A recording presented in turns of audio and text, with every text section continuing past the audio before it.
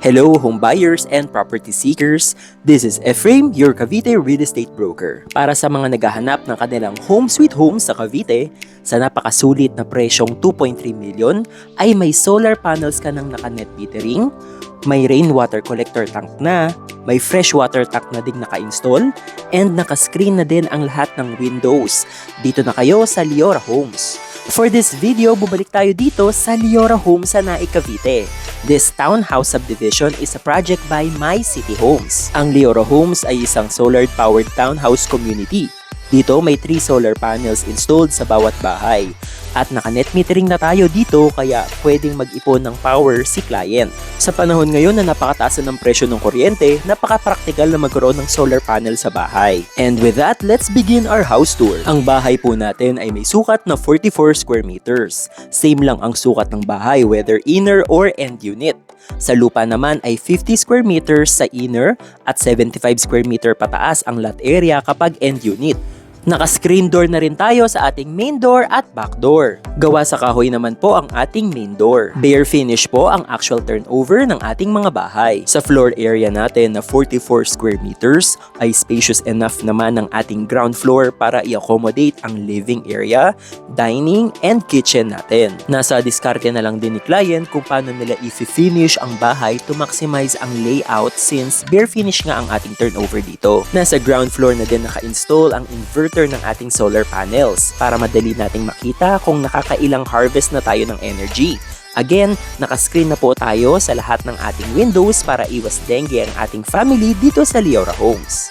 Para naman sa ating toilet and bath, naka-half tiles na po tayo. Tiled na po ang ating flooring and kalahati ng ating walls.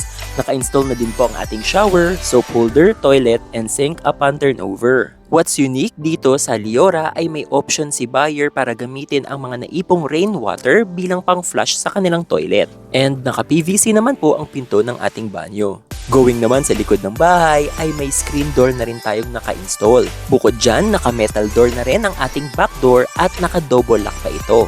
As you can see on the video natin, spacious enough ang likod natin para sa laundry area or dirty kitchen. Syempre, allow din naman si client na bubungan itong likod katulad ditong nasa model house natin. Kasama na rin po sa turnover itong lababo sa likod ng ating bahay. Andito na rin po sa likod makikita ang dalawa nating water tanks na 700 liters each. Over here naman po ay may provision tayo para sa faucet para magamit ang mga nakolektang tubig from our rainwater catcher tank. Ang benefit ng ating rainwater catcher ay may libre tayong tubig na pwede natin gamitin sa garden o panglinis ng ating bahay. Napaka-practical nga nito dahil makakatipid tayo sa binabayaran nating tubig.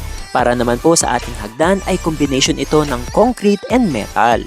Dito naman po sa ating second floor ay may espasyo pa tayo para sa 2 bedrooms. As protection and security na rin po ay naka-screen na at may metal grills na ang ating mga bintana. May nakalagay na rin tayong provision para sa ating mga AC units. Dito sa ating second floor ay wala pa tayong partitions ng ating mga kwarto upon turnover. Ganun pa man ay hindi na rin gaanong mahihirapan si client sa paglalagay ng partitions dahil may ceiling na tayo at may abang na rin ang ating mga switches. So just to give you guys an idea dito sa ating 2 bedrooms. For our first bedroom natin located sa likod ng ating bahay, kasyang-kasya dito ang single bed. Mas malaki naman ang kabilang bedroom which is ito yung nakaharap sa frontage ng ating bahay. And kasya dito ang isang double-sized bed. Para lang din mapakita namin guys, ang isa sa mga advantages dito sa Leora Homes ay may naka-install na tayong 2 water tanks. 700 liters each ang ating mga water tanks at isa dito nakakonect sa ating alulod bilang rainwater catcher. Libreng tubig na ito na pwedeng gamitin ni client bilang pang-flush sa toilet or panglinis ng bahay. Ang kabilang 700 liter tank naman ay para sa freshwater.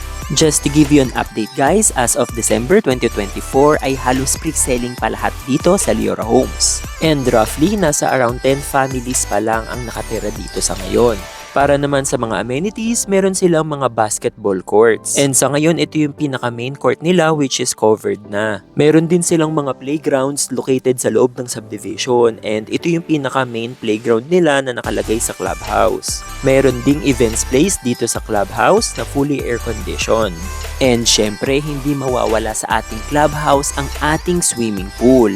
Dito sa Leora Homes, meron tayong swimming pool na provided for all our residents para ma-enjoy ng kanilang family. Again, available ang ating mga bahay sa bank financing at Pag-ibig Financing. Ang kagandahan sa ating Pag-ibig Financing ay pwede up to 2 co-borrowers at pwede rin mag-co-borrower kahit hindi family member as long as may Pag-ibig contribution. 12,000 pesos ang ating reservation fee for inner units at 15,000 naman kapag end units. And ang down payment natin as low as 10,000 lang kada buwan. Kaya naman kung naghahanap kayo ng mura at practical na bahay, then i-consider nyo itong Leora Homes sa Naik, Cavite. Message nyo na kami for trippings. Thanks for watching and God bless.